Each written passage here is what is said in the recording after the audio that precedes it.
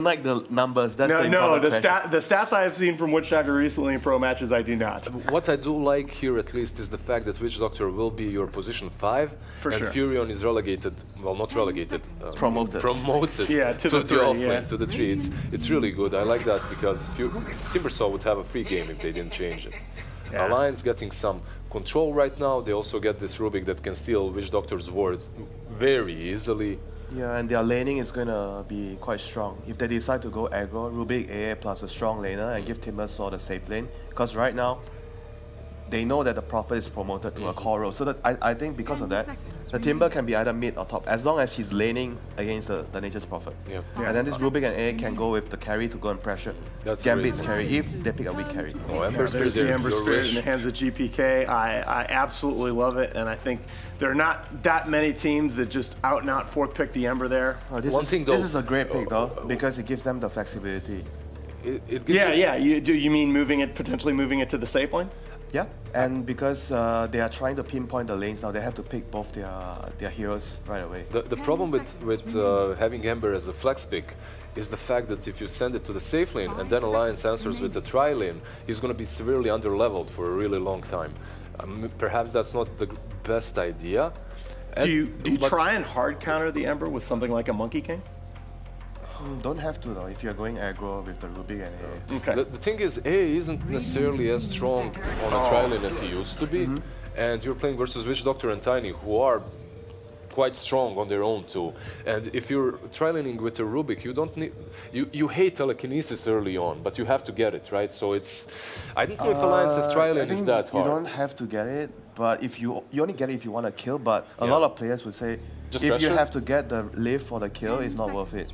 Pressuring the lane is actually much Okay. better. Okay, I agree with that. So this is a limp signature hero from Meta's past. He has played a ton of Dragon Knight in his career, and I think this is it's a playstyle that became natural for him for a long time. And I think if you shut Nature's Prophet down in the lane, like you guys have been talking about, get that Timbersaw lane matchup, the Gambit lineup is going to really struggle to take towers. I mean, do you think it's going to be 100% Lim's hero? 'Cause I think it's likely.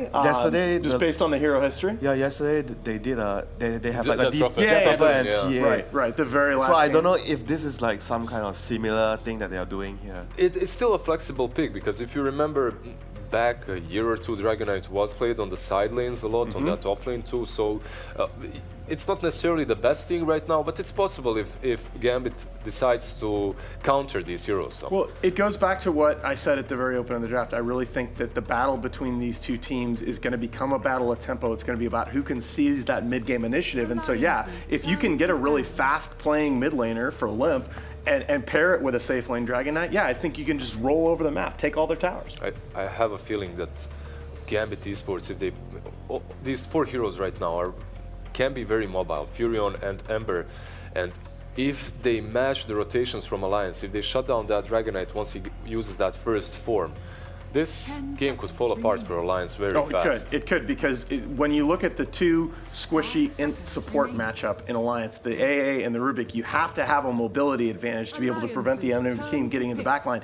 You had it initially with the Timbersaw, but the DK is very immobile in fights. But they have very strong laning heroes right now. Yeah. I mean, if they want They to do. even go contest, they could pick a Razor. So Rubik, Razor A, the lane is very strong. Timber is going to have a good start. They can rely on snowballing from the get-go and just try to push out. I like your Razor call. I think Razor wins you the laning phase almost regardless of what Gambit picks. I like it because of the Rubik. It's lane. Go with the So it's the same- so It's it's the exactly as you guys called for. This is a tempo lineup, and this is going to be. They ran a safe lane DP last night. This is a different thing coming from Alliance. Yeah, DP was played safely last night, but the change, playstyle, yeah, it can change, and the playstyle is a little bit switched up. They have these 3 bulky cores. They aren't necessarily playing on one win condition, which is Nico Baby. They're playing around objectives, these fast executions of their strategy and objective taking. I mean, does Gambit have the burst to kill these 3 beefy cores from Alliance? Oh, you've got to be kidding! All right, All right. Well, what's the mid matchup here? Who do you put mid against the sniper? that Prophet is going to suffer. Probably Dragon Knight, because I think DP will have a harder time. I agree. I'm I not a think mid you just player. try and trade fun. I'm not a mid player, but I feel like DK will have a better time. Could you just put Or Timber Timber? there? Yeah. But they kind of want Timber against the Nature Prophet also. I think regardless, they're going to be able to put up lanes that they are very comfortable with because they can switch any of the heroes around. I'm hearing that you guys are reading this draft as pretty even. Is there any advantage that you see? The sniper pick is good because they have absolutely no reach on the side of Alliance before Dragonet perhaps gets that Blink Dagger, which I find advantageous for Gambit. But at the same time, I haven't seen Sniper in the current meta. And how do you play around Sniper? You have to set up the perimeter, you have to prevent them from reaching your jungle and abusing his farm. He is the strongest hero in the game. Yeah. Sniper? And Gambit has the strongest hero in the game, but Alliance has way stronger lanes. All right, I love it. Our panel, our split. Let's get this lower bracket final started. And by the power of Twitch chat, we give you two of the best memers in Pro Dota 2. Here, OD Pixel and Lacoste. Thank you very much, Alan. Yes, really looking forward to this one, especially with that last pick from Gambit. Sniper Lacoste. I mean, sort of out of nowhere. We were sort of thinking about it ourselves, looking at this draft. It felt very hard for Gambit to find something to end this because of how Alliance have these very beefy, very hard heroes to kill. They ended with the Sniper. Do you like this approach? Not exactly. He's playing against Timber, so this Timber will be in your face all the time. We might be here for a very long time, but this game could also end very quickly. Like Alliance's lineup, you have Death Prophet, who takes tower extremely fast. You have Dragonite as well, so once he hits level 6, there's going to be pressure on a different side of the map as well. I love Alliance's lineup. You don't have a clear target, once again, to go for. They have 3 beefy cores who are pretty hard to take down, and you don't have the best heroes against them. Like, this is chip damage, Ember Spirit, Tiny. If you get to a point where you have a BKB, oh, shout out to Bulldog. He made it here. You know, it says he's there. I'm sure the emotes are in the chat as well. Everyone representing. But we'll see. Because for Alliance as well, you said it, you know, they've got these very tanky heroes. They're very much about this push, right? Which is going to be very strong. You're going to have this DP, DK, you know, frontline by its Timber, tanking towers. But Gambit, they definitely got that sort of potential to push it back, push the game to the later stages, right? I'm seeing so this high ground defense, you know, Sniper sitting behind the racks. You know, they'll let the tier 1s, the tier 2s go, but when it comes to base defense and rat potential, you know, this Prophet's going to be constantly pushing out one of the side lanes. Gambit could get this to the point where it goes later and later, and Dream's able to come in with some sort of crazy rapier build as sort of the That's later all portions. you want to see. That's what I mean. That's sort of the game that I'm hoping we're going to get. But I am a little concerned for Gambit that we may not get there because Alliance might just get this lineup online a little too quickly for Gambit to deal with. Sniper's one of the best heroes to like drag the game, but this lineup doesn't scale that much. You have this core Nature's Prophet. Yeah, he can do some split pushing. I don't think that's enough. This Alliance lineup, man, it looks so good on the paper, and the way they're gonna set up their lanes is gonna do well for them. Limp will be mid, even though Sniper has an upper hand in this matchup. His attack animation is just too good. 33 shouldn't have problems in the bottom lane. Maledict is kind of pain in the ass in the first few levels, but once you get to that hood, it's not that big of a deal. Yeah, and in terms of sort of coming in to maybe try and shut down the Sniper early, do you think we're going to see some rotations from Alliance? I mean, like Hansken, can you sort of look for a pretty good opportunity to kill Sniper between Rubik and Death Prophet early on? There is a lot of kill potential. Sniper, one of the heroes that is easiest to kill, like Shadow Fiend, Luna, Sniper, they have no escape mechanism whatsoever, like they die so quickly. Also, this lineup from Alliance, it will scale into the late game. Dragonite, Death Prophet, like these heroes are extremely good. One thing we did not say, this damage reduction coming out from Fade Bolt and Breathe Fire, that's just too much against any cores. They just need to get on top of Sniper, use that, you lose 60% of the damage. Looking at the side lanes to start off, standard affair really down bottom as Hansken is pulling the wave around. Will force this Dream's Ember to farm underneath the tower. Should be okay to do so. Has the point at the slight that can also help on top of the right clicks if he is a little bit off on the CS. Top lane Nico Baby on this carry DK. You know, one of those heroes, with the armor and the HP regen he's going to get from his passive, quite hard for Gambit to really do too much with the harassment on him, even with the Treants. Right now, he's sitting at the 9 armor. Casual Ring of Protection, also when he's near the tower, he gets the extra armor as well, so there's like no point in trying to harass this Blightstone, not doing much on shot slope. It's more, Gonna be more of a passive lane. They can't get the kills since it's a safe lane Dragonite unless somehow Gambit overextends. Excess Vampire gets slowed down. Oh, he may still get the courier though. Crab. He's got that movement Crab. speed. Crab down. Crab is gone, and Vampire will pick up that extra bit of a gold bounty for his teammates with that courier kill. Mid lane, 2-minute rune. It's just going to be the haste rune for Limp. Nothing too crazy. I mean, it might set him up to try and run down the sniper with a siphon. Skill build, of course, maxing out that Crypt Swarm first to make sure he has got the nukes to get the advantage. But so far, you know, GPK holding up pretty evenly against the DP. Is this sort of expected at the start, or did you maybe feel that the sniper could have come out on top a little bit more? I think Sniper should have won the first couple of waves. Yep. You have extra damage from headshot, and you need to be able to control the lane, have it on your high ground. This is where Sniper excels. If you're attacking on the high ground, it could cost you first couple of levels. And the way you play with Sniper in any kind of matchup, you want to bring every single time you have gold. Use the courier, bring that second raid band, bring that extra slippers just for extra damage, so you can like keep snowballing if you're having a good early time. And I mean, I'm going to be very interested to see what do you think the Sniper build is nowadays? I mean, it feels like there's a lot of ways you can go. Obviously, with that cooldown reduction, there was a period where it was sort of Midas. I'm sure the item is so dead that we're not going to get to see that, but there's always a chance. But what are you seeing more? Are you sort of going like a Maelstrom build, or? Maelstrom seems fine. It's a mixed damage, magical and physical, which they need against these tanky cores like Dragonite and Timbersaw. Here comes Hanskin on the mid lane. Yeah, this is the sort of rotation you got to watch out for as a sniper. It will get the shrapnel out to try and stop them from chasing, but with the Siphon, Limp can move on. He's got another Siphon and a Crypt Swarm. And GPK, I don't think he's going to have the regen to fight through. He's got a Fairy Fire, but it won't save him. Limp gets first blood, is taking tower hits though, so FNG will be able to find the trade as they go down 1-for-1 in the mid lane. I can feel FNG saying, yeah, sorry that you died, bro, but, you know, deep inside he's extremely happy, getting the lane for himself, getting the solo XP from that kill. Rubik will have a good time in this game. Stealing anything from Witch Doctor is going to be extremely efficient, or if you steal anything from Tiny. Also Shrapnel, if you can get close to Sniper, which you shouldn't be able to do so. And in terms of how the balance is going to work for Gambit's cause, is this really a game where Dream's going to have to be the active one and you're sort of more looking towards GPK to just play the farm game and to try and scale to the later portions ready for those high ground offenses? Yeah, once again, they're going to go on the mid lane. One more Crypt Swarm should do the trick. Barely survives. Dream will need to be more active. They also have Nature's Prophet with the global presence, so these two can be pretty much anywhere with the Remnant and the teleportation. Problem is, you don't have an answer for 33. He's having a really good time on top of CS at the moment.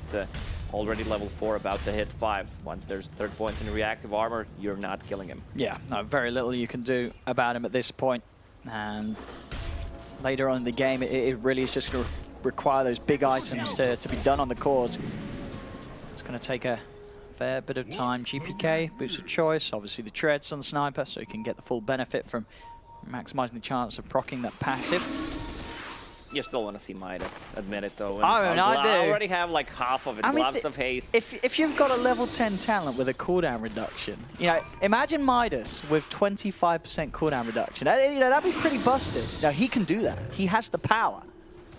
And then you just simply pick up the Moon Shard, you pick up the Basher Abyssal, and that's the build. Basher, all right, that's the item I haven't seen in a really long time on Sniper. Yeah, the counter to Timbersaw. He's Timber chaining away. No, he's not. Gets bashed. I mean, there's what 10% chance, but that's 10% more than 0%. It all works out. But we'll see. We'll see. You know how if that G and GPK does stand for Galaxy Brain. Well, we'll see what sort of build he comes up with this game on his Sniper. So far, overall, 6 minutes in, it's 1-1. A very sort of passive start from everybody. Everyone's no one's really getting shut down in farm. I mean, Dream a little further behind, but it's only a few hundred gold in it right now, nothing too significant. And he's about to hit the 6, so we'll have that ability to reset if he needs to, head back to base, get a refuel, and also the potential to get a bit more aggressive if he does see heroes out of position. Mid lane. Wrap around on the mid lane. See if they get the bounce. Well, with the toss combo here from Excess Vampire, they'll certainly have the damage to pop Limp. Excellent moves from Gambit to open up this mid lane, allow some damage to be done to that mid tier 1 tower. Bottom lane Dream, he's got a Remnant out in safety. be able to jump away. He's also got the third one ready so that he can put it out, get back to base, and make sure that he is back up to full HP and mana as soon as possible. Alliance should be prepared for this kind of rotation. There's no way Timbersaw is dying unless they bring like 4 people and he overextends. Yeah. Same goes for Dragonite. He is level 6, has 2 points in Dragon Blood. Pretty hard to take down, so they need to set up some vision around the mid lane to help out Limp. Yeah, I mean, because Limp he's definitely the most vulnerable right now. You know, so that you see this DK and the Timber on the side lanes. These aren't heroes that are very appealing to gank because of how hard they are to kill at this stage of the game. Limp's definitely going to be the focus for Gambit if they see opportunities to make moves mid. So has to be on guard. Main bit of damage being done to Dream. He's going to have Remnant back up in a second, so no real threat through him. Up top, Vampire is able to find a D ward. We'll see it in time, though, and make sure that Nico Baby doesn't lose his courier on the trip back.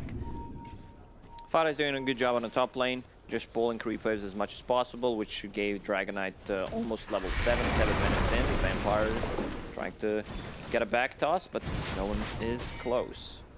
And he is going to get quite outnumbered here. Limp in the neighborhood will be able to head around. Toss back does separate the Siphon from him. Alliance, they are still going to chase, and Limp should have the movement speed, but he's actually just out of vision. So Limp's not quite sure which way he's gone. Excess Vampire duking it out, and with that, will manage to get away. He's got a TP available, so we'll simply be able to back up. No harm done to the Tiny. Limp still saving a point. At the moment, he's really low on mana, no points in Exorcism. Dragonite has his ulti ready, but they want to pressure the tower. You don't necessarily have to kill it, just try to force any kind of rotation or do chip damage. And we're seeing mid this sort of eyeing up potential for a kill, but Hansken's keeping himself on the safe side of the lane.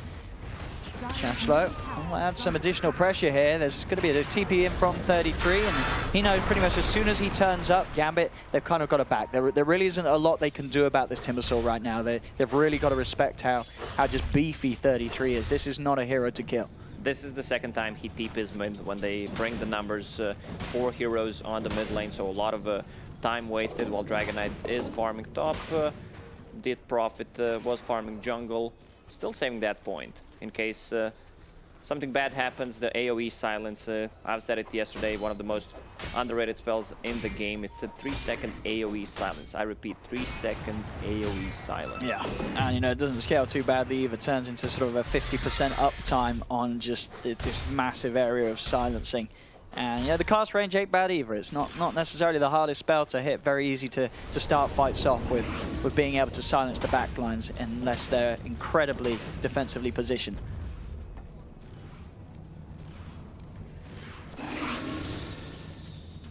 Minute runes coming up at this point. We'll see if on the side's going to be able to grab the lion's share of them. Alliance maybe looking to do something down here. Limp, it's going to get rooted. Dream's able to dance himself away.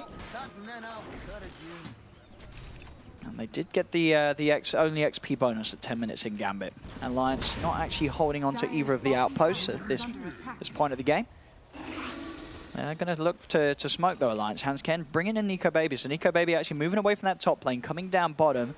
They want to do something with Limp. A silence into the Dragon Tail should give them enough time to kill off the Ember Spirit, but FNG's in a good position. He's going to dispel the smoke. They're going to find him instead. They'll look to kill the Witch Doctor. FNG will fall, but this will give the information that Dream needs to stay safe and behind the tower. He's got his TP available in a couple of seconds. We'll show that he's still there as he goes to hit the creep. They can't defend this one. That Prophet has ulti ready. I mean, that Dream is still in here. He's got to be very careful there hunting. He's got a Remnant to jump away with, but they find the opening Dragon Tail into the Siphon. He goes for the Sleight of Fist, jumps over with the Remnant, and he will be okay. Extra time's been bought for backup to come in. Vampire TP's forward. Slows him down with the Avalanche. Yeah, this tower is still falling. In fact, Dream, he may still just die. The lift and the silence being used at the same time, though. A little bit of miscommunication. I think they may have had that if they didn't stack those two disabilities together. Oh, they're trying to make a move on Timbersaw. He's going to turn this maybe into a kill. He's too tanky at the moment. They need to stay away from this Timbersaw. And meanwhile, on the top lane, Fada is farming as well, getting his level, so this global presence from AA ulti will help things out. I love the approach from Nico Baby, going for a Blink Dagger. It's either Blink Dagger or Shadow Blade this game, so you want to close the gap, have something against the sniper, and have that like insta-stun against the Ember Spirit. There will be a lot of split pushing. These heroes like Ember Spirit and Nature's Prophet will be pushing the side lane, so you need to have something good that addresses that problem. GPK, Dragon Lance into Maelstrom, taking the damage talent, so full on the farming. Very safe sort of sniper build, and I mean, it's the one you expect at this level. This is the way to play at the start, and he's getting, getting away with it. Not everyone expected that. I heard you saying 25% cooldown reduction and Hand of Midas. I mean, I know there's probably a lot of viewers, very confused. They're like, why doesn't he have a Midas? I mean, well, unfortunately, you see, these pros are a little better than us, and they know to play a little smarter. And Midas, I don't think we'll ever see that item, apart from when we get the occasional arc plays. In the jungle, Limp will catch off FNG. 3 for 2, 1k gold lead for Alliance. They'll look to push it on the mid tower. And again, any sort of place that 33 makes us move, Gambit have to sort of ignore. This is not an area to fight. They've just got to focus on getting farm on their cores elsewhere. As GPK remains safely in the jungle. Blink Dagger done for Nico Baby. So now that extra threat, that extra initiation. As we've seen before, there's just a whole load of follow-up. As long as someone can get in and start the fight on one of these heroes of Gambit, it's very hard for Gambit sort of as a team to save them. The only real potential being a safety tossback from Vampire, but not the easiest of events to sequence. Excess Vampire is not having a good time. Like, his Blink Dagger is 2,000 gold away. That's a full price. And they just see them smoke Sniper getting that ward, so they should know something is up. Nico Baby pretty hard to take down if he just blinks away. Yeah. I mean, yeah, they are hunting because Dream with that urn. He wants to get some charges. He has been the one that's had to build the Vessel. They need it. Vessel, an incredibly good item against their cores on Alliance. So someone has to get it, and obviously being the carry, he has that ability to farm it the quickest in this series. 33 instantly chooses to go for Lotus Orb after he saw that urn on Ember Spirit. So he initially wanted to go for Yule Scepter. It's the item that you only can use on yourself, but this way you have ways of putting it on your teammates as well to remove that Spirit Vessel. Vampire is in. He's going to get the lead in. Gets the toss back on the Rubik. Rubik in trouble. They'll find Hansken. Can they get more out of this? Already deep. Excess Vampire still there playing around with him, but the Ice Blast comes crashing down on him. Tiny will fall. So 1 for 1. Gambit. They will get this tier 1 mid by the looks of it, with the Treants pushing on. Limp. She's going to be able to push Dream away, so tier 1 will stand a little longer. The Treants, will they finish it off? They will. Alliance don't even try for the deny, so Shashlo will manage to clean up that mid-tier 1 tower. Once Timbersaw goes in, they need to fall back. Sniper is so squishy at the moment. Timbersaw can do whatever he wants in these team fights. They don't have the clear answer. They're still 1,000 gold away from that Spirit Vessel. Once he gets it, Timber should have enough to finish his Lotus Orb, so it's not going to be that effective. Radiant are scanning. I definitely feel, Gambit, I think they are playing for that sort of timing that we talked about earlier. GPK is just Dragon Lance, Maelstrom. When it comes to high ground defense, Sniper, that is when GPK is going to be in his element. So I think ideally for Gambit, as long as they don't sort of feed away too many lives, they have this position that they can fight from behind. But this is the way Gambit plays, huh? They lose the early game on purpose so they can defend the high ground, as we've seen yesterday against the free farmed Elk. I think that's sort of the strat. I mean, it's sort of opposed by the fact that Dream does go for this Vessel build, because he does want to get stuff done. He wants to be moving around the map. He really relies on Vampire to be able to find the blink. Down bottom, they will pick up a kill, getting those earned charges up. And once Excess Vampire has the blink and these two heroes can start making plays, the supports at least of Alliance have to be very careful, because there's a huge chance that both this Ember and Tiny can just continue to farm both the AA and the Rubik. Alliance is respecting this global presence, so they're not showing on the map that much. They also want to have the level 2 ulti on Death Prophet from 8 to 16 spirits. Dragon Knight also about to hit level 2. Getting closer to his BKB, they have no abilities that go through BKB. I mean, there is that ward, but it's not that effective against these tanky cores who have a lot of armor. Radiant's bottom tower is under attack. Yeah, all of Gambit's movements really just making sure that they're keeping GPK nice and deep in their jungle. He's going to go for the BKB next, so once that is done, he will feel able to turn up and help out a little bit without the risk of him just being blinked on immediately by this very scary DK, as we're seeing in action here as Nico Baby closes the gap onto Exo's Vampire. Doesn't have anything else, and the rest of the follow-up's not quite there. Even with the Ice Blast connecting, they didn't have the damage to kill him, so Exo's Vampire will live through that jump. We still haven't seen that Prophet ulti, or am I wrong? I don't think so. No, I've not heard the Ghost come out. Hasn't been used yet. I mean, but as you know, as much as I say, you know, Gambit trying to play the slow game, it feels like Alliance, they're kind of happy with this too. And to your point, you know, you said at the start, it's not like Alliance's heroes don't scale. If anything, you could make an argue for across the board them scaling better than Gambit. Both these teams have Philosopher's Stone. I see Imp Claw. Here comes Initiation, but they need to fall back. They've got to be careful each time now. Gambit ready to try and turn. They'll look towards the DK. They get the toss back. Nico Baby falling very low, and with the Maledict, he will pop. Big kill for Gambit. They'll happily lose FNG for that one as they take down the DK. That's a big kill. Dire's top This tower mobile is under attack. lineup from Gambit is doing the trick. They also have this low presence of Erratic Nature, Teleport. Amber Spirit could be on different sides of the map, and he's just finished his Spirit Vessel. I see Imp Claw. It's one of the better tier 2 items. Both of these cores benefit a lot from it. Oh, definitely all hitting their timings on Gambit. And Alliance, I mean, as you say, does it sort of surprise you a little bit that they haven't been more focused on trying to push towers with this exorcism? Do you feel they could have got away with a bit more at this point, 18 minutes in? I think they could have gotten at least one more tower. Dragon Knight going for farm item.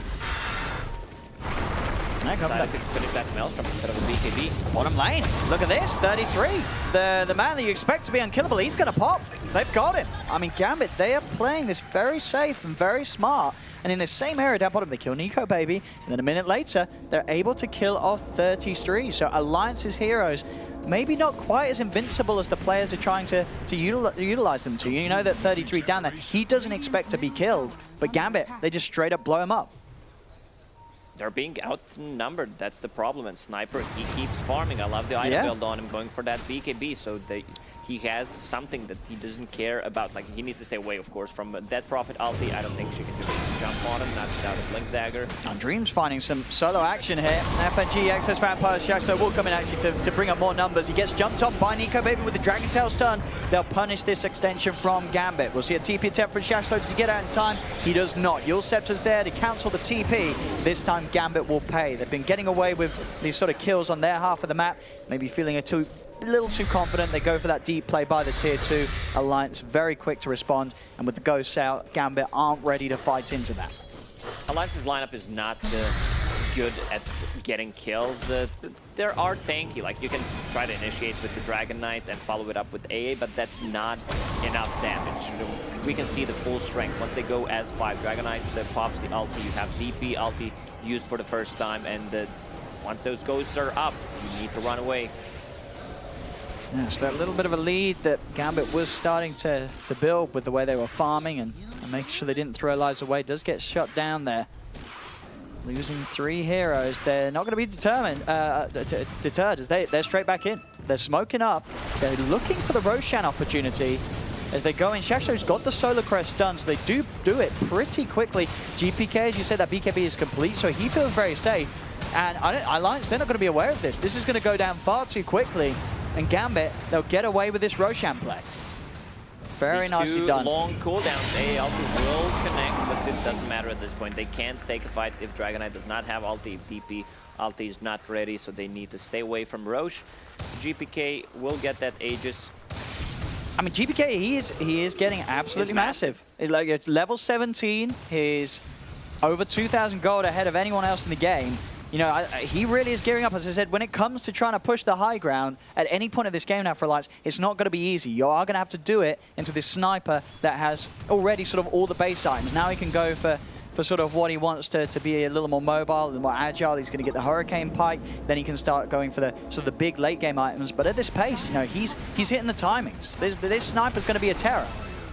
It's a lot of damage. Also, if they pop the Solar Crest for some extra attack speed on him, it's gonna do the trick. And they could be able to take the tier 2 towers off Alliance. Still, Alliance lineup can take a fight, don't get me wrong, when there's DP ulti ready, and it's ready in a second.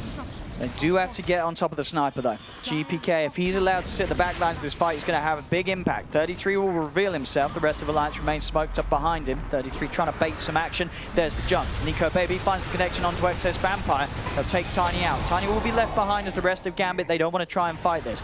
Lim's still going to be able to finally catch an FNG. They may just have to let both supports go. Oh, nice Dream. Chains. Very good chains. Will give FNG a bit more space to get out. And in fact, enough to allow him to live. Smart heads-up play from the Ember to make sure they don't lose more than that's necessary. And the Alliance is going to defend the towers. Dead Prophet TP's bottom. Oh, can they take this one? It's a big kill. There's Nico Baby and Lim together. They have the outpost to TP to. They do. Backups in from 33. Timber chains across to cut him down. Again, Dreams there with the response. Chains to hold 33 back. He's got the Lotus Orb. They don't want to commit onto that anymore. Gambit will retreat. GPK just focused on making sure that his game doesn't get knocked down at this point. He's had such a beautiful opening to this. His first 23 minutes, he's had complete free farm and more. He does not want to feed it away. He's keeping it smart and sensible on the sniper. Alliance understands they need to close the gap. They need to find these heroes in the backlines, kill the Switch Doctor, and most importantly, Sniper. So both of the cores decide to go for a Blink Dagger, which I really like. You also have Timbersoak, who's extremely mobile with the Timber Chain. Get on top of him, force him to use a BKB, then get out. I mean, you can apply the same thing to what Gambit wants to do. They want to try to provoke any kind of action, so Dragon Knight pops his ulti or DP. Lim's ulti is needed to be used more cautiously, because Dragon Knight, yeah, okay, you can still take a fight, you do stuff, but if they run away from Exorcism and then reset, it could be a problem for Alliance. FNG trying to get the ward down, will do so underneath the noses of Alliance. Nice toss back. Very nice, gets him out of the radius of the Ice Blast. GPK, I mean, you know, he can feel how strong he is right now. Now pushing up, sort of poking towards these tier 1 towers on the front lines. He knows how huge he is. And if Alliance do try and commit on him, they're going to have to throw a lot into it, because if he gets an opportunity to get the BKB off and the Hurricane Pike, he's going to be more than fine. Excess Vampire is actually the one to try and start for a deep initiation, far past the tier 1 tower. It's going to cost him a life, but a little too deep for the Tiny to go. Other heroes don't have a Blink Dagger. They might have the range and Sniper, but it's not enough. I guess they wanted to use info while Dragon Knight was showing on the top lane with ulti and no TP, so that's the reason why they played so aggressively. And, you know, in a sense, Excess Vampire, by throwing his body in there, did mean the GPK could take down the tower without the threat of Alliance denying it. So, yeah, GPK is going to be happy with his Tiny dying in that fashion. Means that there's more money rolling into the bank of Sniper, as he's very close to that Hyperstone. I mean, you just can imagine it within a minute. This Mjolnir is going to be complete. Sniper just farming it at a pace that none of the heroes on Alliance are really able to keep up with. Even with having this Maelstrom on the DK, it's just not, you know, Nico Baby's just not being able to match the sort of the farming patterns that GPK is being able to hit. That's why he decided to go for a Maelstrom before a BKB. Now he even has that BKB, which gives you more farm potential. He's not afraid to pop the ulti to farm as well. Once Dragon Knight form is ready, Alliance should try to make a move. Aegis is gone in 15 seconds, and they're ready to fight. Both of these ultis will be up.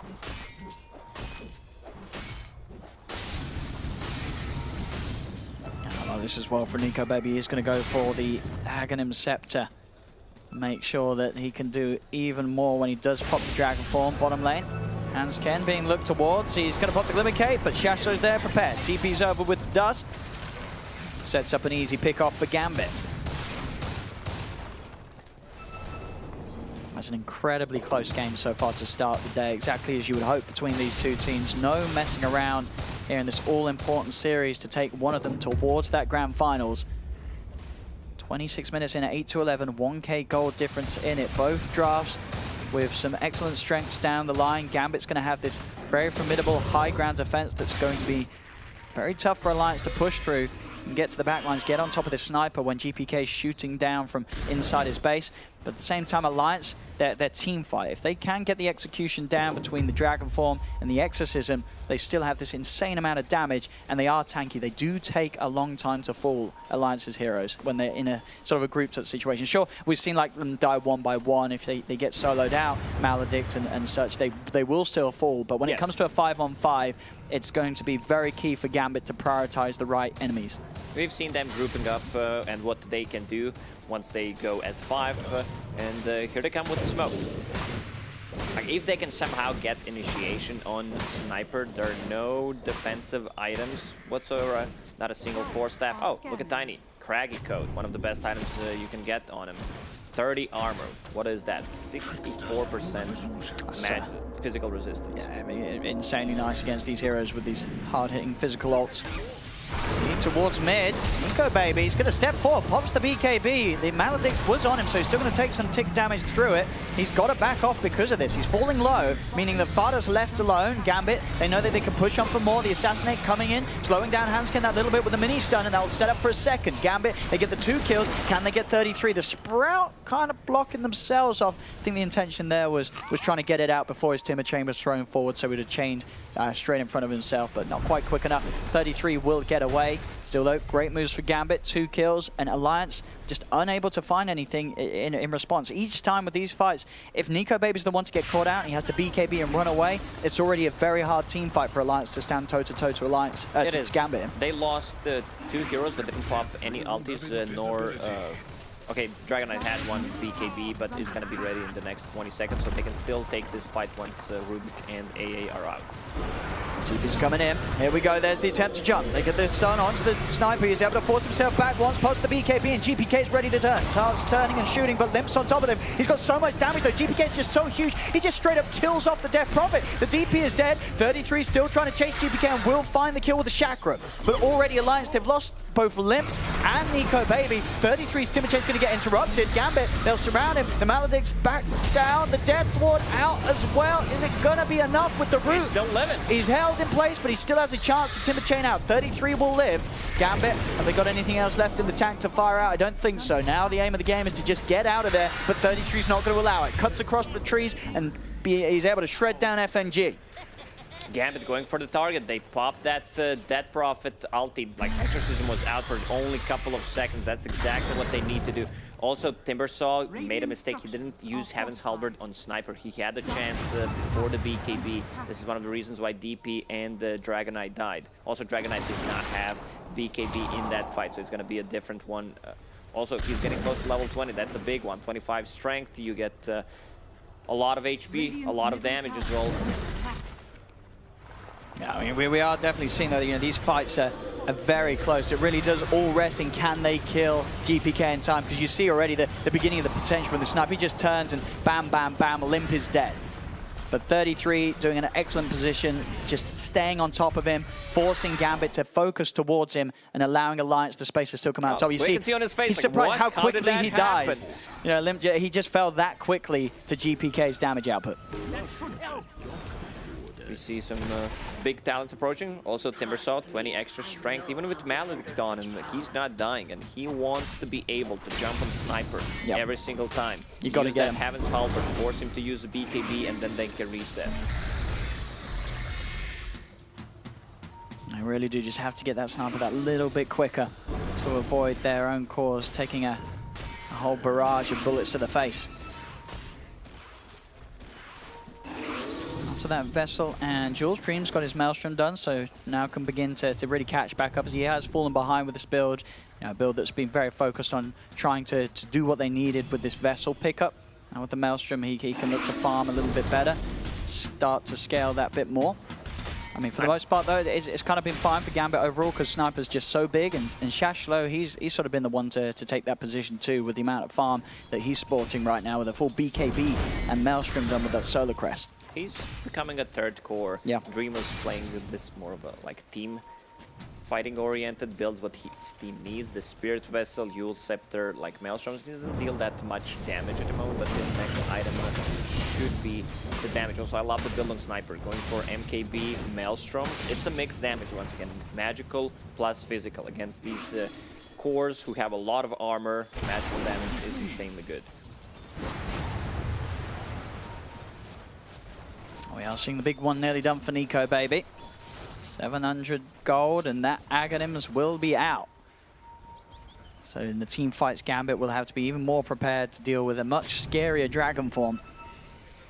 They're out to make the moves, and they got away with this last time. And Gambit, another quick read. They see an opportunity to go for Roche. We'll see if Alliance go for this. They are heading over. XS Vampire is going to be there to try and stand in position to block them off. Ice Blast comes in. Gambit, they back out perfectly to avoid the blast. They won't take any damage or be hit by the debuff. Do they want to get back in, though? It's risky. Knowing that Alliance is around, sure, there's no Ice Blast, but there's still the threat of the Exorcism. Nico Baby does pop the Dragon form and start to push out mid. It's a very early Dragonite form.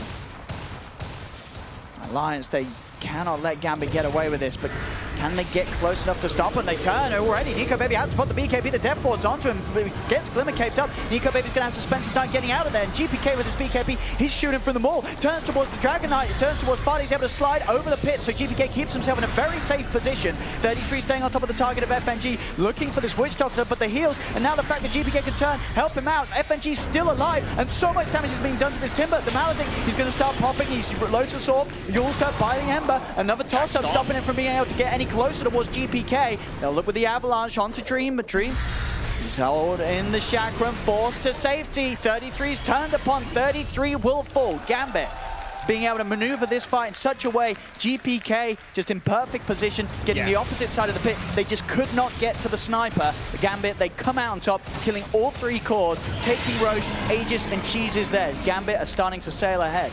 GPK's positioning in this fight was amazing.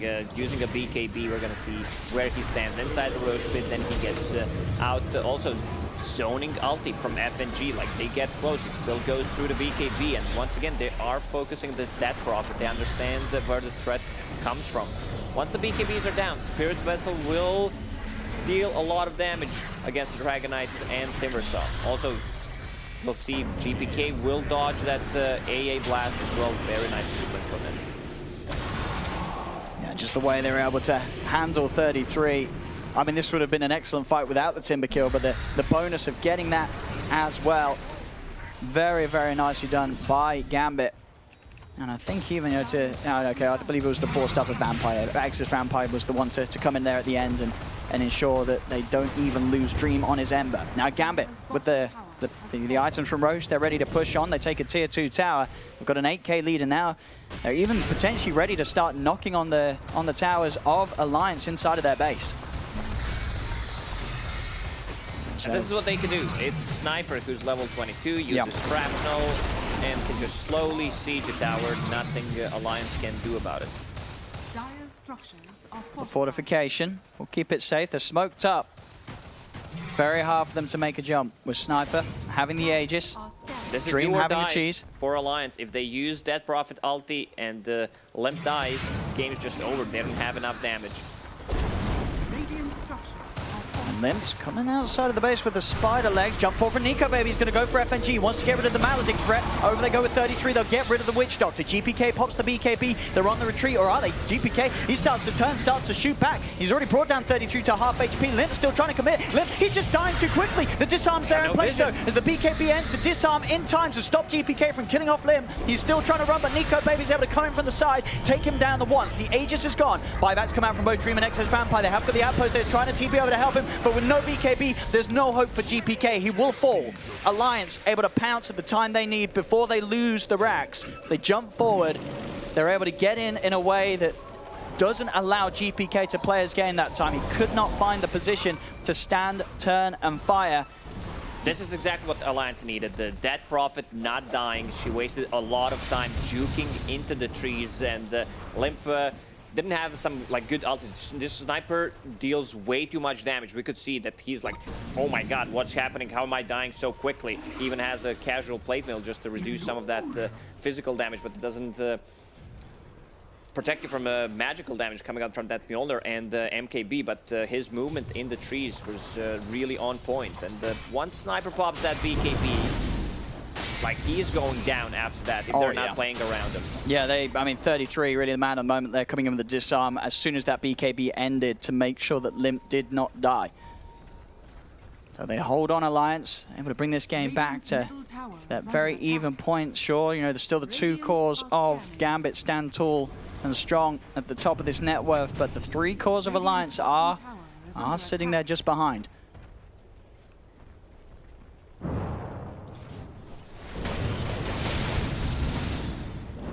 It's GPK. Still got a nice slot to work with. Obviously holding on to the Wraith Band. We'll see what item he wants to finish off this. I mean, does he want to go for more damage? Rapier. It might be the item to go for. It's also... I feel like Satanic's probably the best. Yeah, so he's going to kill the Satanic. This is the safe bet, If things are right? not going nicely for them, like, it's going to be Rapier. But this is the sensible one, though. Queuing up the Satanics is going to make him very tanky. Suddenly, you know, if you don't kill him whilst he's disarmed, he's just going to be able to get himself from 0 to 100 with that insane amount of lifesteal. And it's just exactly what GPK needs to be able to be in these fights without being too worried about being burst out after the BKB ends. We're still not close to level 25s on anyone. No, really, most levels just on sort of the GPK, 33, Nico Baby all sitting on the 23. Nico Baby wants the AC next. He's 3,200 into it. 33, a very nice item to pick up here. It's going to be coming his way very soon. He's looking for the Hex. He's already got 5,300 gold. So that Hex will be online. An extra answer to the sniper. And we see here once again, you know, how close Limp does come to nearly falling as GPK turns. But as I say, the disarm from 33 just saving Limp and allowing him to turn and kill off excess Vampire with the help of 33 and making sure that the fight was in a great place to take down the sniper twice.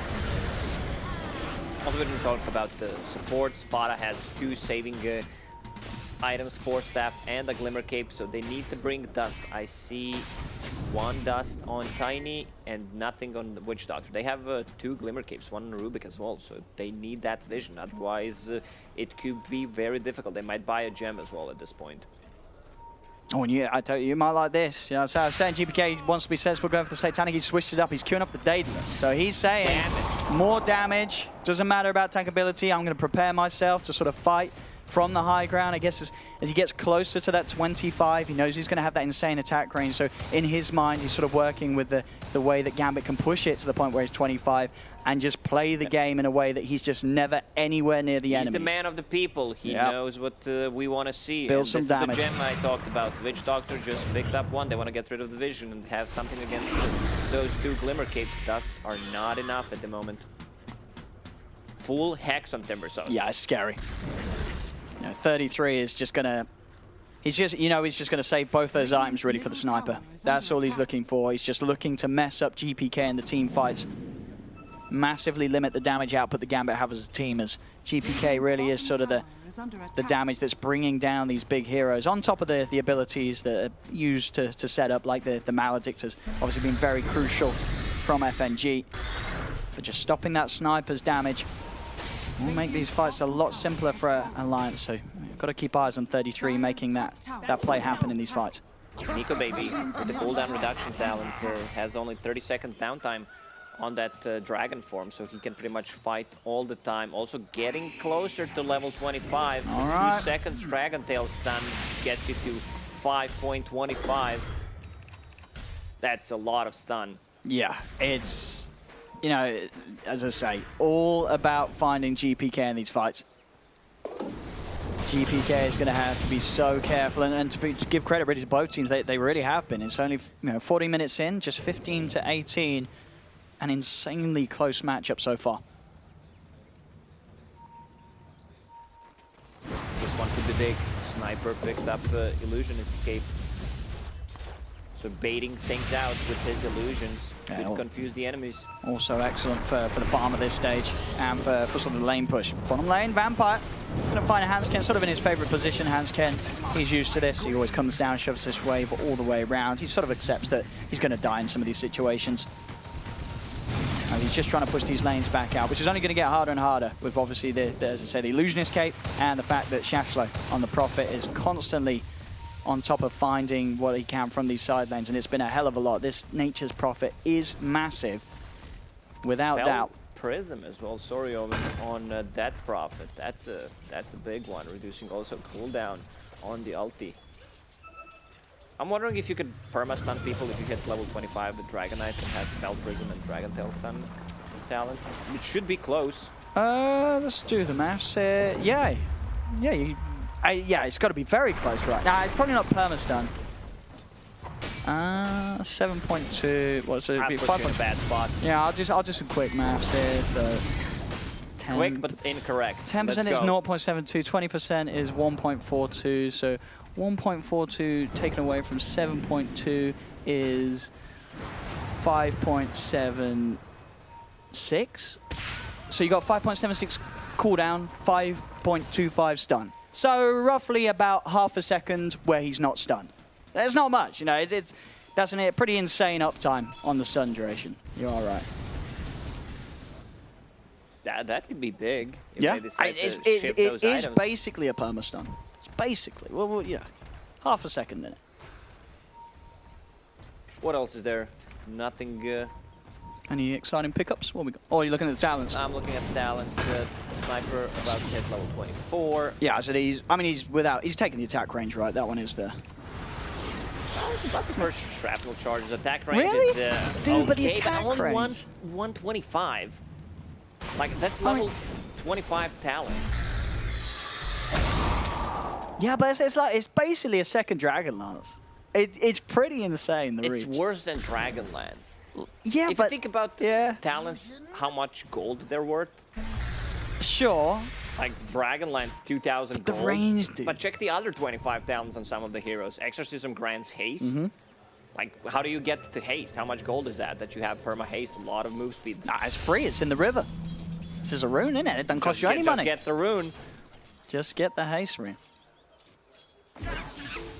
What else have we got? I mean, what's GPK holding on to? Oh no, yeah, that Prince's knife, that ranged hex.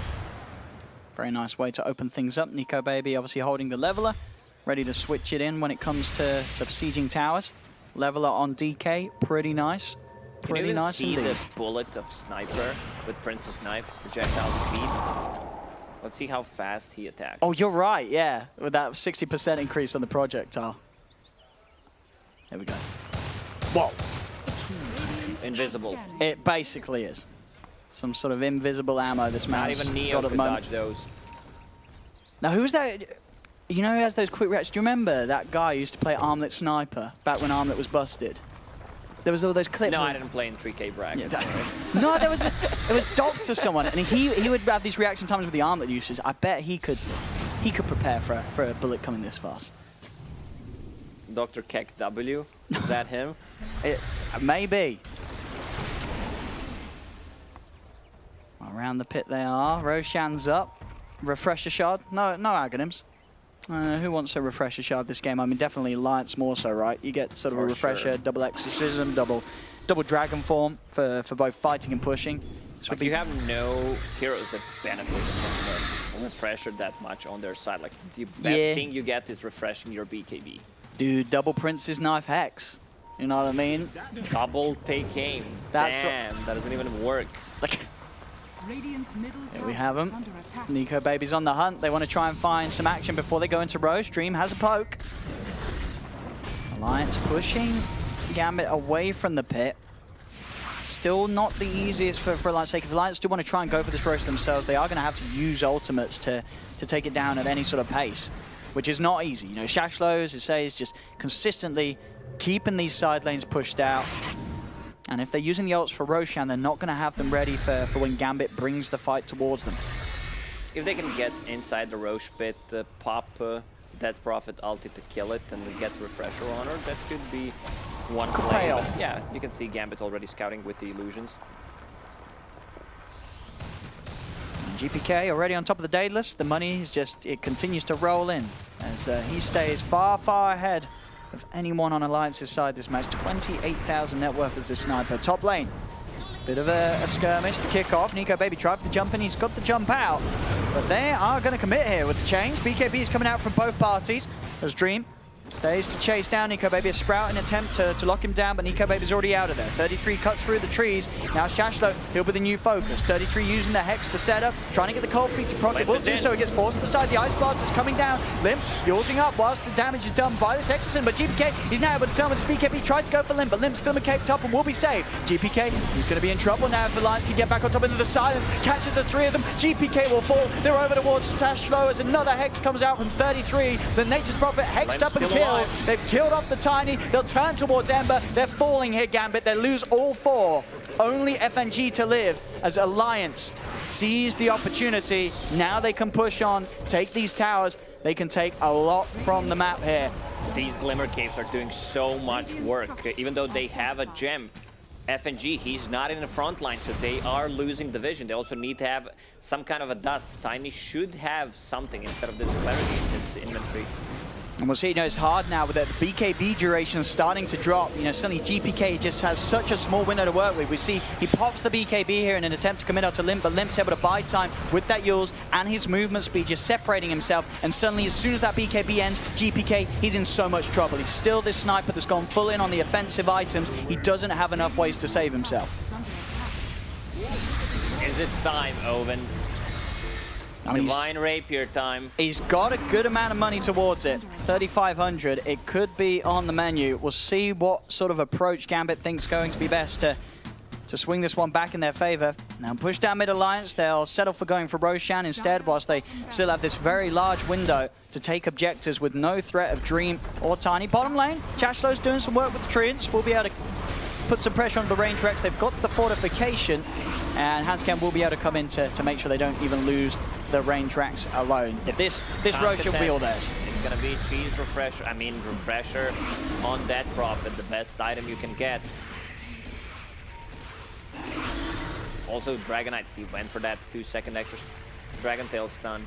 So one sniper is out of BKB. Dragonite is alive. You know that he wants to stun that guy. Yeah. So they need to push him out with the Force Staff or just keep him alive with the Glimmer Cape. This is the second Force Staff. Yeah, he's really got to be careful, GPK. They do still actually have a cheese themselves in the base, so okay, just passing it back over to Dream. Another level 25 talent on Alliance. Timbersaw with the Timber Chain range, so he can't initiate from far, far away. Like, just get on top of Sniper. Yeah.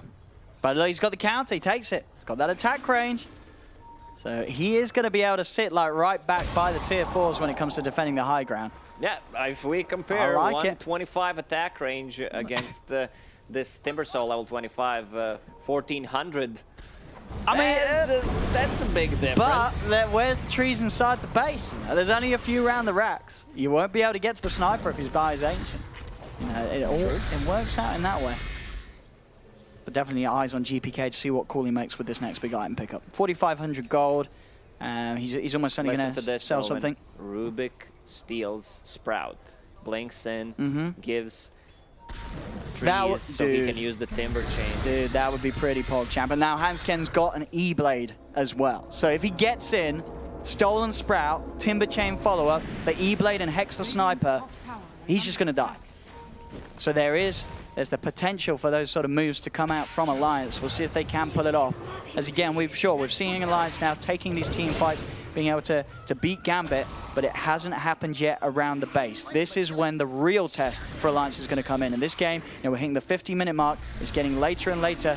And he's queuing up the Rapier. 5,400 gold into it. Time. It's going to be there. He can sell an item for it if he wishes to do so as well. Probably won't. I imagine he'll keep the functionality of popping the BKB, swapping it out for one of the other items. But that Rapier is going to be there soon. This is a sniper defending high ground with that additional attack range. Good luck pushing into it. It's not going to be easy for Alliance, even though they are considerably ahead overall in terms of gold. Not at all. You should respect Sniper when you're sieging the high ground. Even though you have Dragonite, you have DP ulti still from far away. If you don't have any trees that you can connect to, or if your Dragonite's Blink Dagger is disabled, you're not getting close.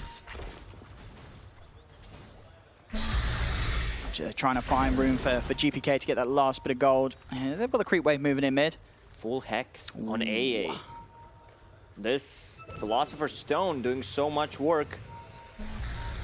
I mean, it's, you know, this is sort of the real difference in the gold, isn't it? You look at the supports, right? You got Gambit, XS, Vampire, and FNG there. They're sort of down there in the real support life. And then suddenly Fata with a Hex, Hanskelm with an E-Blade. These supports are kind of on another level financially.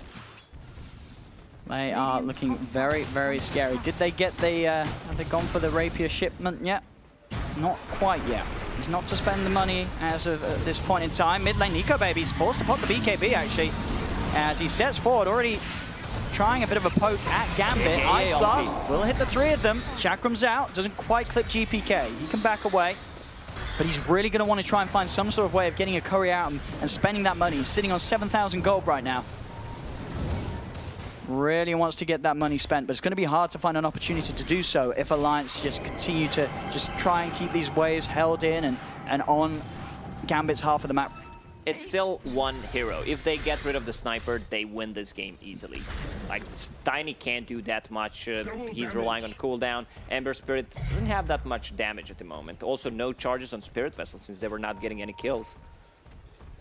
I mean, Gambit, this is maybe a bit of a shopping mission. As they smoke up, do they want to try? I mean, GPK at the same time, maybe he does want to save for buyback, but obviously the argument being that, you know, if you're going for the Rapier, you kind of buyback's not going to be worth that much. I think if anything, Gambit, they're still just very wary of how they move towards the shop. This is sort of a full escort mission here to get GPK over and able to make the purchase. Still a little risky. They don't have any vision over there, so they might not even feel comfortable going over to do so. Maybe with the numbers they will. Yeah, GPK is going. The escort mission will be a success. Always the missions we have hated in the games. And DP back instantly. That's a lot of damage. 700 damage on Sniper with the crit, with the True Strike. They have nothing that stops the BKB TP out. Here we go. I mean, this really is where the fun begins. I mean, we sort of said this was the way this game was going to go, right? This was... I'd like to think this was Gambit's plan all along. Just keep GPK at the top of the farm, get to this point, 53 minutes, late game. This is it. Sniper, level 25, with the Rapier, ready to hold. And now it's all about sort of hoping that the Alliance crumble if you're Gambit, right? You're sort of looking for Alliance to push into this and just suffer to the Rapier Sniper. As it is, though, outside of the base, Vampire gets caught out. And Gambit, they're going to lose FNG maybe here as well, as FNG's turns toward. You'll see Sniper, GPK starting to shoot from the sidelines. He's actually using the BKB. The BKB's going to end. GPK's got to get back up to the high ground. We'll do so with a Hurricane Pike. Nico Baby was so patient, hiding in the trees, waiting for BKB to be done on Sniper so he can blink in and stun him for 5 seconds, but nice pushback. Next Roche may respawn in 2 minutes. 8,000 gold on that profit. Okay, what's he going for? Ultramarine. Alrighty. I mean, it really is, you know, without the ults, Alliance aren't really at any point ready to push high ground. They need Exorcism, they need Elder Dragon Form. That's the time when they do try for high ground. But as I say, it's not easy. And we're coming up to what the all-exciting 60 minutes, Lacoste. We're going to get to see some new neutral items, almost certainly. I mean, the chance this game ends in the next 5 minutes, I don't know how likely that is. If it stays like this, Gambit are going to be able to continue to hold, and we're going to get to see some of those tier 5 neutrals. Alliance is lowering the cooldown with their talents on abilities, so they can fight all the time, with the Dragon Knight being 30 seconds downtime. Same goes for that Prophet once she gets that Octarine Core, and the Spell Prism is the neutral item, and there it is. Okay. Let's see the cooldown. The seeds of fortune. I mean, I think I'm already just thinking about the tier 5s. I hope we get to see some 87 seconds. I want to see Ballista Sniper. That's what we want. Plus 250 attack range. Now that's a big number, Lacoste. Can he stand at fountain and attack? The enemy fountain, yes. Yeah, it's that big. Yeah. It's basically global. Obviously, RNG has to be on his side. GPK. He's got that Lincoln's now, so even when the BKB's down... and bought the full Lincoln Sphere. He wants to have something against this Heaven's Halberd, Hexes, and most importantly, Dragon Knight stun. No, makes perfect sense. You don't need the True Strike that MKB tries to offer. You've got the guaranteed True Strike. No. There's nothing truer than true. GPK's got it covered with the Rapier. And how do Alliance do this? How do Alliance break this high ground? And obviously every time they're spending time sort of trying to get together some sort of play mid. Oh, see already the jump in. There's a Hex to toss back. They'll get Nico Baby up on the cliff. So Nico Baby won't be able to commit. Shashlo goes for the BKB, TP out, nothing through it. Nico Baby gets back down, but this is the Elder Dragon form and the Exorcism used. They're probably not going to be able to go for high ground with this. So it's, again, more minutes past where Alliance, they're still trying to work out the best way of breaking this base.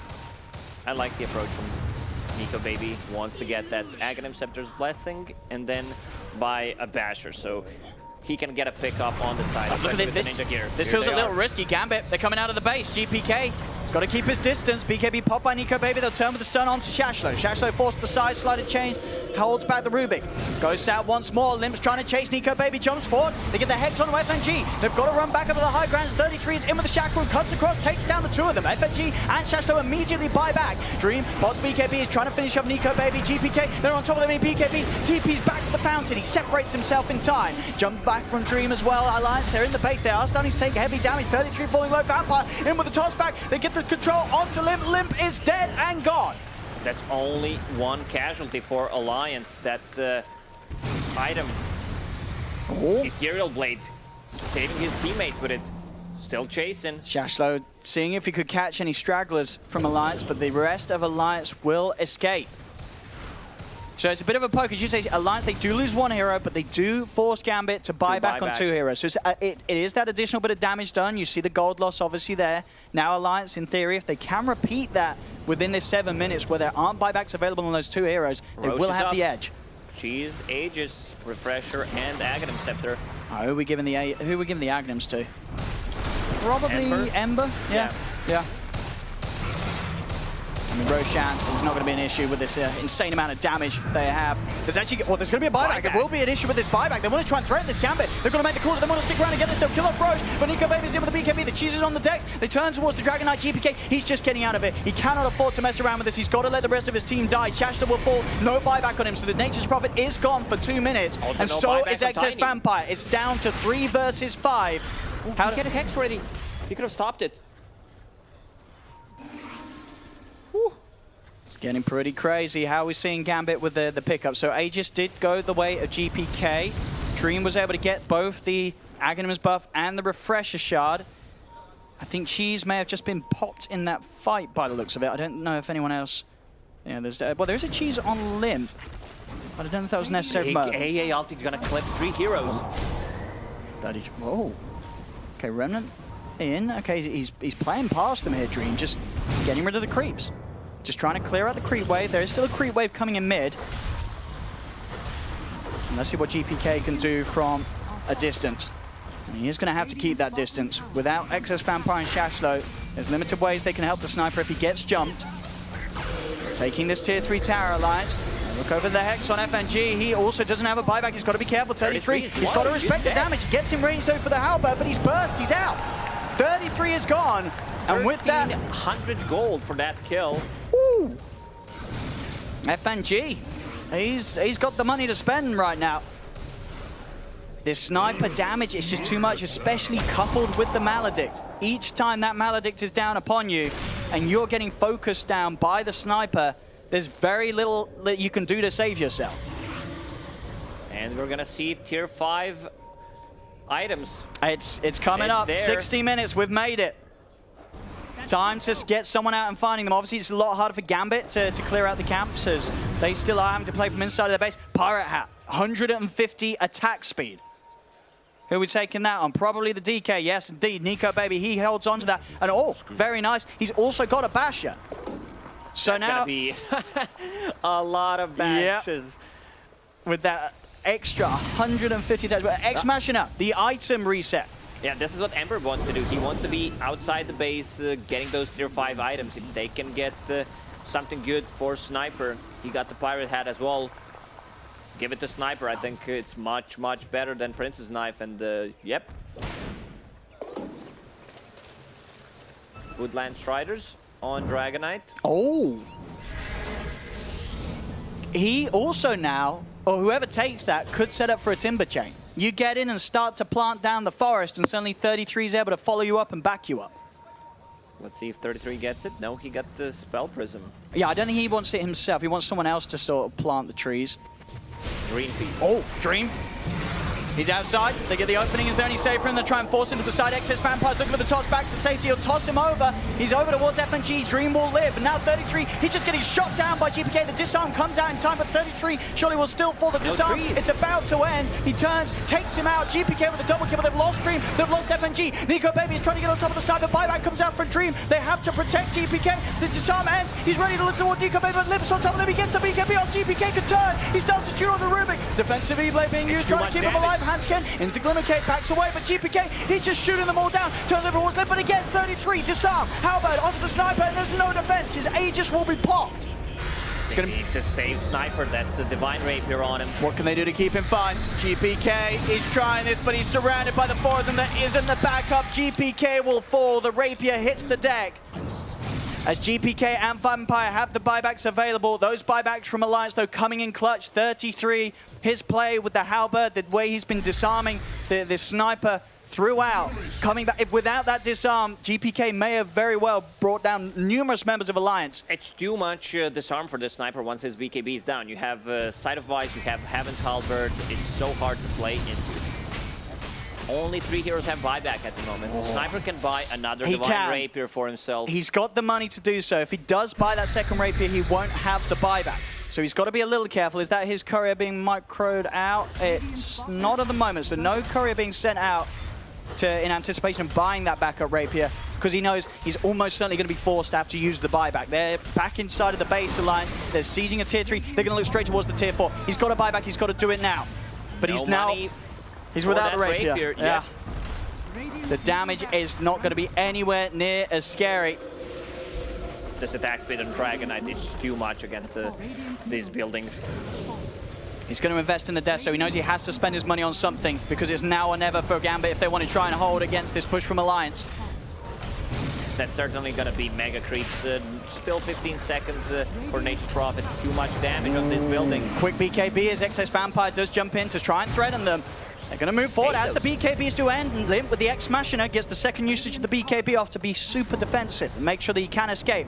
Attempt to chase from Dream, commits with the Remnant, finds the chains onto Nico Baby. Shashlo's there with a follow-up Hex. They've managed to catch the Dragon Knight, jump forward with the combo. They're trying to burst down Nico Baby. Can they do so in time with the Vessel on him with the damage with this Desolator? They'll kill him off. Nico Baby's gone, and now there's a bit of a window for Gambit to push back. Nico Baby, he's now dead for 2 minutes, and obviously he used his buyback around that mid-fight near the river. Gambit could push on. And without their DK, that's a huge impact loss from Alliance. He was a massive part of their fight. Let's go mid. This is the plan. I see Timbersaw. He's buying a BKB. Wants to be able to not get hexed. Bottom lane, AA.